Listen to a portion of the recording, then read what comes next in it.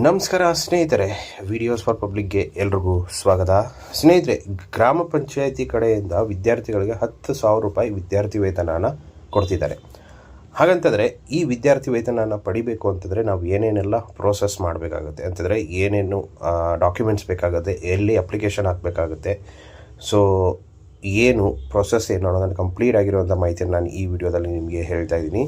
ವಿಡಿಯೋನ ಕೊನೆವರೆಗೂ ನೋಡಿ. ಇಷ್ಟ ಆದರೆ ಲೈಕ್ ಮಾಡಿ, ಚಾನಲ್ಗೆ ಹೊಸದಾಗಿರೋ ದಯವಿಟ್ಟು ಸಬ್ಸ್ಕ್ರೈಬ್ ಮಾಡೋದನ್ನು ಮರಿಬೇಡಿ. ಸ್ನೇಹಿತರೆ, ಹೌದು, ರಾಜ್ಯದ ಎಲ್ಲ ಗ್ರಾಮ ಪಂಚಾಯಿತಿಯಿಂದ ವಿದ್ಯಾರ್ಥಿಗಳಿಗೆ 10,000 ರೂಪಾಯಿವರೆಗೂ ವಿದ್ಯಾರ್ಥಿ ವೇತನಕ್ಕೆ ಅರ್ಜಿಯನ್ನು ಆಹ್ವಾನ ಮಾಡಿದ್ದಾರೆ. ಸೊ ಈ ಯೋಜನೆ ಉದ್ದೇಶ ಏನಂತಂದರೆ ಗ್ರಾಮೀಣ ಭಾಗದಲ್ಲಿ ಆರ್ಥಿಕವಾಗಿ ಹಿಂದುಳಿದಂಥ ವಿದ್ಯಾರ್ಥಿಗಳಿಗೆ ತಮ್ಮ ಉನ್ನತ ಶಿಕ್ಷಣವನ್ನು ಮುಂದುವರಿಸುವ ಸಲುವಾಗಿ ಆರ್ಥಿಕ ಸಹಾಯ ಒದಗಿಸುವ ಒಂದು ಉದ್ದೇಶದಿಂದ 10,000 ರೂಪಾಯಿವರೆಗೂ ವಿದ್ಯಾರ್ಥಿ ವೇತನ ನೀಡಲು ಒಂದು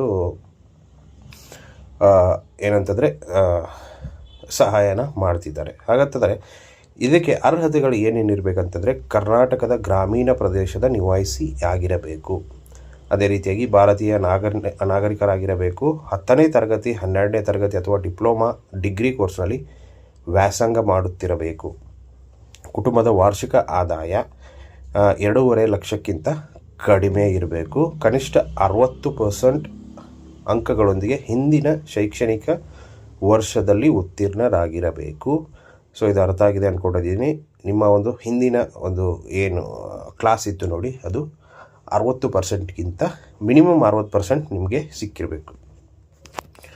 ನೆಕ್ಸ್ಟ್, ಅಗತ್ಯ ದಾಖಲಾತಿಗಳು ಅಂತಂದರೆ ಏನೇನು ಡಾಕ್ಯುಮೆಂಟ್ಸ್ ಬೇಕಾಗುತ್ತೆ ಅಂದರೆ ಪಾಸ್ಪೋರ್ಟ್ ಗಾತ್ರದ ಒಂದು ಫೋಟೋ ಅಥವಾ 2 ಫೋಟೋ ಬೇಕಾಗುತ್ತೆ, ಆಧಾರ್ ಕಾರ್ಡ್ ಬೇಕು, ರೇಷನ್ ಕಾರ್ಡ್ ಬೇಕು, ಶಾಲಾ ಅಥವಾ ಕಾಲೇಜಿನ ದಾಖಲಾತಿ ಪ್ರಮಾಣಪತ್ರ, ಹಿಂದಿನ ವರ್ಷದ ಅಂಕಪಟ್ಟಿ, ಆದಾಯ ಪ್ರಮಾಣಪತ್ರ, ವಾಸಸ್ಥಳ ದೃಢೀಕರಣ ಪತ್ರ, ಅದೇ ರೀತಿಯಾಗಿ ಬ್ಯಾಂಕ್ ಖಾತೆ ವಿವರಗಳು. ಸೊ ಇಷ್ಟು ಡಾಕ್ಯುಮೆಂಟ್ಸ್ ನಿಮಗೆ ಬೇಕಾಗುತ್ತೆ. ಅದೇ ರೀತಿಯಾಗಿ ಅರ್ಜಿ ಸಲ್ಲಿಸುವ ವಿಧಾನ. ಅರ್ಜಿಯನ್ನು ನೀವು ಏನಂತಂದರೆ ಕರ್ನಾಟಕ ಸರ್ಕಾರದ ಗ್ರಾಮ ಪಂಚಾಯಿತಿ ಅಧಿಕೃತ ವೆಬ್ಸೈಟ್ಗೆ ನೀವು ಭೇಟಿ ನೀಡಬೇಕು. ಸೊ ಅದೇನಂತಂದರೆ rdpr.karnataka.go.in ಅಂತ. ಸೊ ವಿಸಿಟ್ ಮಾಡಿ, ಅಲ್ಲಿ ನೋಂದಣಿ ಮಾಡಿಕೊಡಿ. ಇಲ್ಲಿ ಅಂತಂದರೆ ಸ್ಟೂಡೆಂಟ್ ಸ್ಕಾಲರ್ಶಿಪ್ ಅಪ್ಲಿಕೇಶನ್ ಅಂತ ನಿಮಗೆ ಸಿಗುತ್ತೆ, ಅಲ್ಲಿ ಹೋಗಿ ನೋಂದಣಿಯನ್ನು ಮಾಡಿಕೊಡಿ. ಆಮೇಲೆ ಫಾರ್ಮನ್ನು ಭರ್ತಿ ಮಾಡಿ, ಅಲ್ಲಿ ಕೇಳ್ತಿರುವಂಥ ಅಷ್ಟು ಫಾರ್ಮ್ನ ನೀವು ಭರ್ತಿ ಮಾಡಬೇಕಾಗುತ್ತೆ. ಸೊ ಕಂಪ್ಲೀಟಾಗಿ ಭರ್ತಿ ಮಾಡಿ ಮತ್ತು ನಿಮ್ಮ ದಾಖಲಾತಿಗಳನ್ನು ಅಪ್ಲೋಡ್ ಮಾಡಿ. ಅದಾದ ಮೇಲೆ ಅರ್ಜಿಯನ್ನು ಪರಿಶೀಲಿಸಿ ಆಮೇಲೆ ಸಬ್ಮಿಟ್ ಮಾಡಿ ಆದ ಮೇಲೆ ಅಕ್ನಾಲೇಜ್ಮೆಂಟನ್ನು ಡೌನ್ಲೋಡ್ ಮಾಡಿಕೊಂಡು ಪ್ರಿಂಟ್ ಮಾಡಿಕೊಡಿ.